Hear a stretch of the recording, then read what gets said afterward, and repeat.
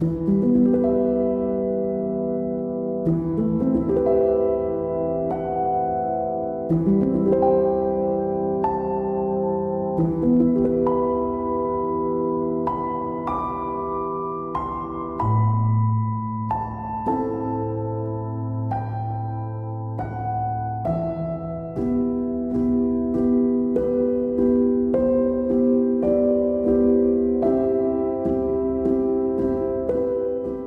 father, Leibish, my mother, Scheindl, my older sister, Helen, my other brother, Saul, my other brother, Shlomek, Sam, I, Sonia, and Joseph.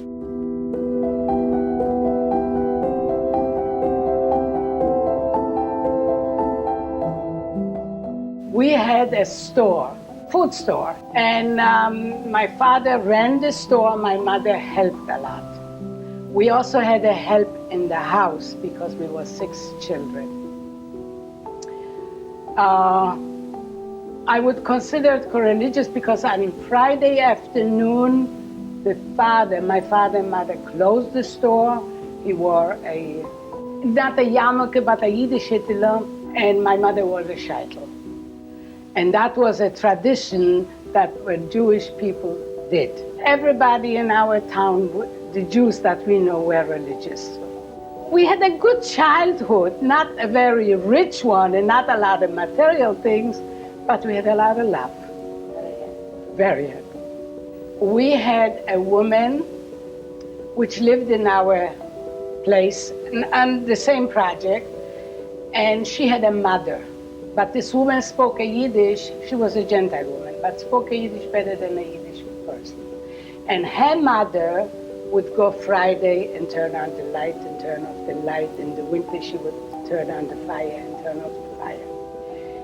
And something happened, the mother died. And she was, Bronca was her name. And when she had a funeral, I went to the church also. And I don't know, I don't have it written on my forehead that I am Jew, but they started stoning me and throwing me off the steps. When I came home and I said it, I said, yes, this is the beginning of anti-Semitism openly in Poland. This was my incident that I had when I was a very young girl. In 1939, people were going to the windows and looking out, and the German soldiers started to marching in. And everybody was curious. I will never forget that. When the people, they heard the marches from these booths of the soldiers, the German soldiers coming in. And so the people went to the windows to look out and see. And as the German soldiers saw the people in the windows, they shot. And people were dying, and nobody knew why. With the shutter, whomever they could see, they shot. Whether they were Jew or not Jew, they didn't know. They were in the window, they were just shooting. They were afraid maybe, I don't know. They were shooting. The Germans selected some people who spoke a perfect German and could write very well in German, and they started mobilizing the Jews.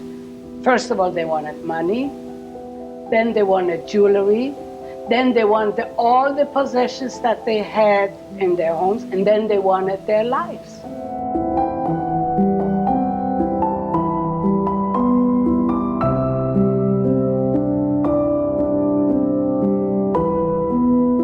They made a selection, and the stronger ones and the healthier ones, they sent away to labor camp, and the others they held back. What happened to them, I don't know. In the meantime, they separated completely the town and made an official ghetto. Then the Germans came in. That's what my brother told me, because I wasn't home. I was sent away already to Neusalz, and I was there in labor camp.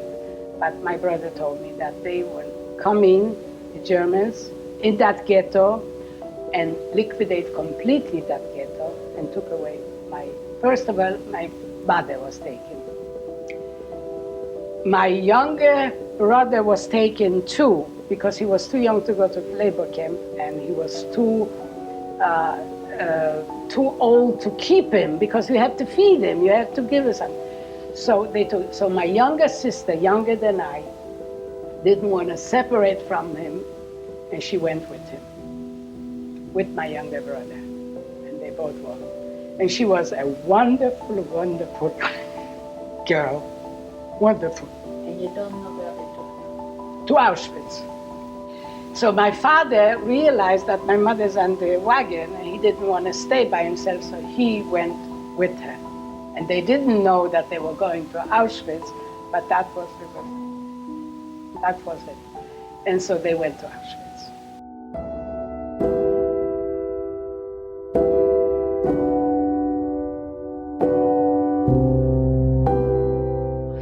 I went to Flossenburg from our lager because, they said that the Russians are coming closer to Neusalz.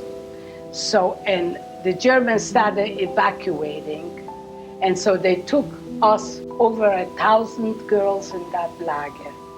And they took us by truck to Katowice to clean up the snow. Over there, we didn't get any food while we were working. They only wanted young bodies, because young people, because they are still capable of working. The elder people, they didn't want to, and they sent away. They did away with them. Let's put it that way.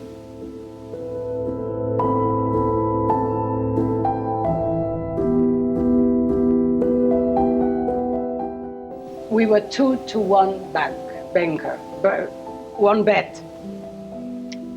And in the winter it was very cold because we didn't get enough warm to not covers, not mattress, no nothing.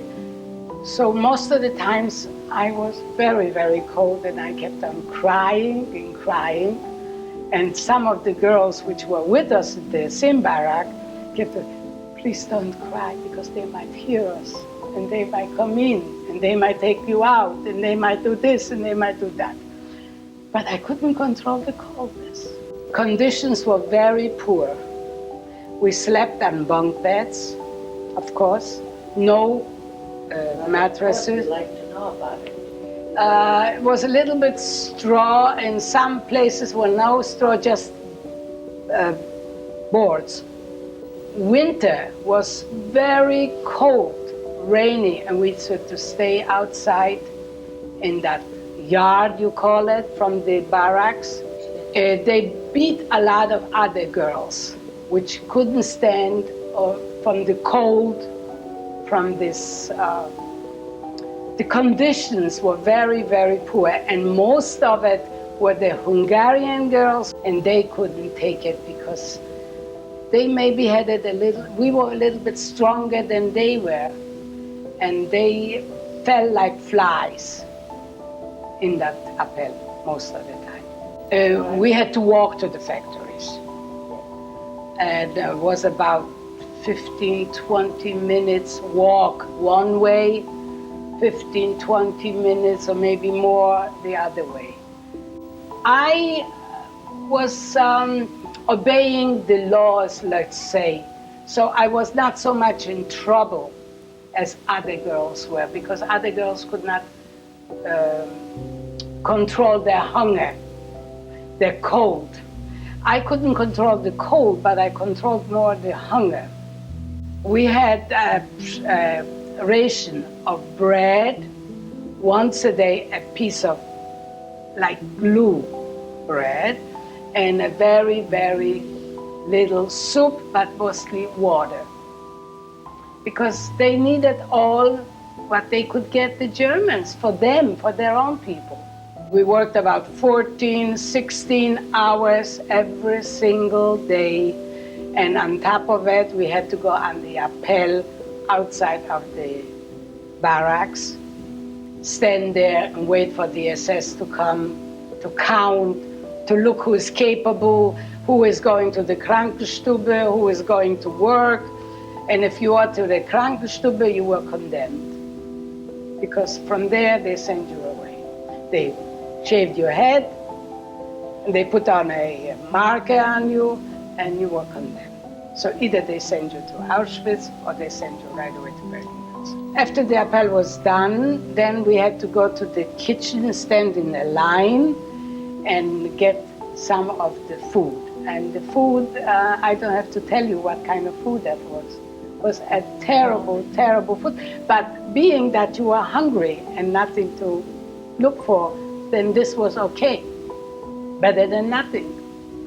So I had a little bit of soup or a piece of bread, and some of the girls would sell their bread for getting some of the threads from the factory because they stole some, and they would make some sacks. They would knit from the thread for others that they could earn some extra bread. The girls were working in water, only in water. And some of them suffer today. I was lucky enough not to work in the water. Everybody was struggling to survive another day, another day.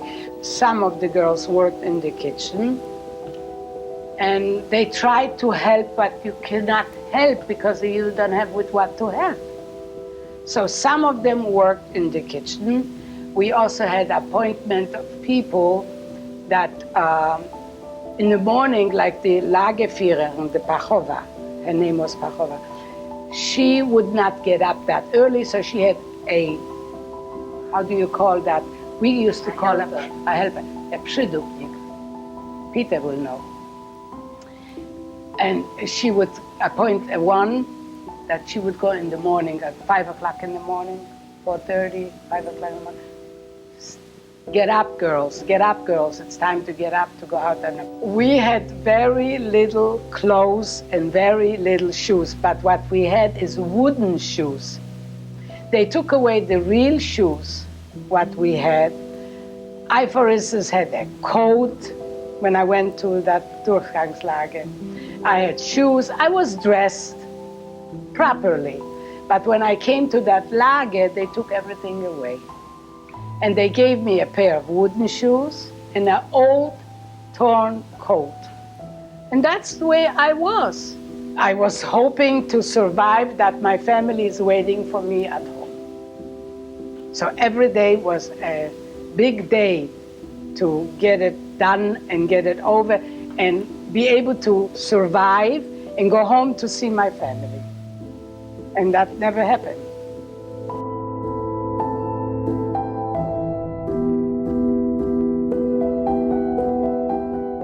The people that couldn't walk any longer, they shot them right there on the spot. They also had a wagon and a horse for the German soldiers, the ones which couldn't walk. They had to take a rest, so they changed off. They put us in those cattle. After we went through that forest in the winter, they put us in that car and brought us into Flossenburg. We didn't know. Tell us about those cattle cars. What did it feel like? How many people did it take? They packed us in like herrings. I don't even know how many, in a transport wagon. We couldn't see each other, but when we walked out from the car, everybody looked at each other and said, "Oh my God, your face is so dirty. How come it's so dirty?" It's from that vibration of the cars, because we only traveled at night, never at the daytime. No food, no water, no nothing. But some of the girls hid their tools from the work. Like, for instance, I had to work with a knife. And somehow they didn't take away the knife when they came to take us to that forest, into that cattle. So with that knife, I made a little hole and put out my tongue to get a little air in order to get a little liquid at my mouth. And when they did give us a little bit of water, they didn't give us the water, they threw it in the water. Into the kettle. Yeah, they threw in the water. So we didn't get any to drink, and no facilities for bathrooms, for toilets, for food, for water, for nothing. We just were going. And in those wagons, we were, I couldn't even tell how long we were in the wagons. It looked like forever. And I thought that maybe my family, my sister or my brother is also there. So I looked at the gate. And there was a woman which guided our transport into that lager. And she saw me looking, so she went to another one, a higher rank, I suppose. And she came over and said, "What are you looking?" I said, "I'm looking to see if my brother or sister is here. You are not allowed to look." So she punished me. How did she punish me?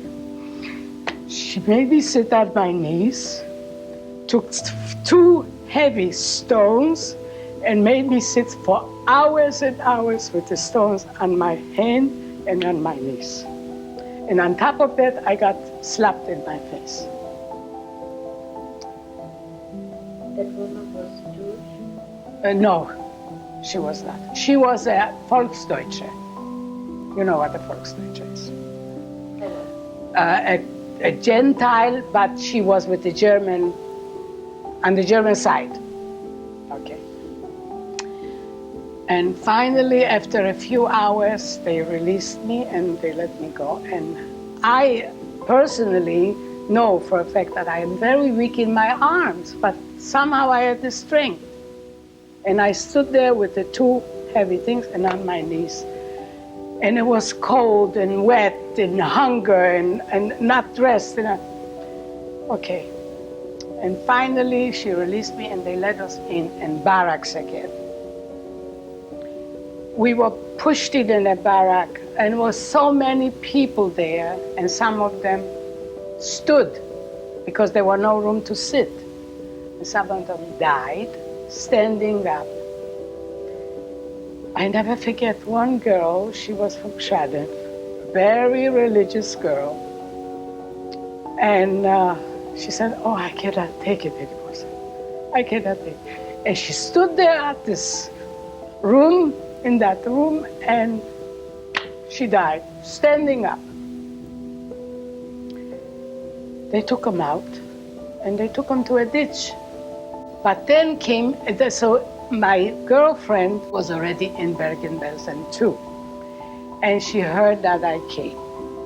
So she wanted to help me because she was already like an old-timer in that lager. Not that she had much, but so she wanted to give me a little, how do you say korpiele? I don't know. She wanted to give me a few beets to eat. So, and she was on another side of the lager also. She said to me, "Why don't you come over?" So I didn't know what was going on, and I went over, and a wacho, what do you call, a guard, stood, you know, he had the elevator thing. They were there, and he saw me. He said, "Stehen bleiben, stehen bleiben." That means stop, stop. So I stopped, and I didn't know what was going on, and he came down and hit me from the other side of his revolver, not revolver, rifle, from his rifle with the wood. He hit me over the head, and he made me a hole in the head. And that was, our water in the bathrooms were closed off, and we had a girl which was playing Sanitariuszka in Lager, where I was in Neusalz, so she was also very pleasant. And when she saw me bleeding my head, she said, "Why don't you come with me to the bathrooms?" And there were only urine. So she took the urine and washed my head off, the blood off. And she said, "This will help you because this is also sort of a disinfection." There was no water and no nothing. And I hate to say it, but I have to say it. In Bergen-Belsen, we were covered with lice, dirt, filth.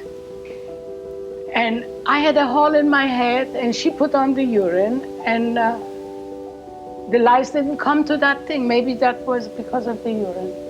but everybody was covered with lice.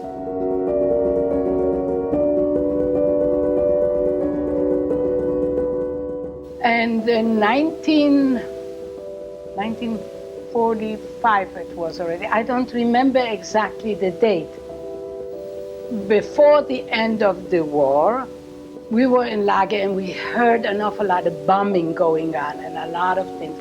So the Germans started to run from Bergen-Belsen, the ones that, and we had also Ukrainians that they were with the German workers.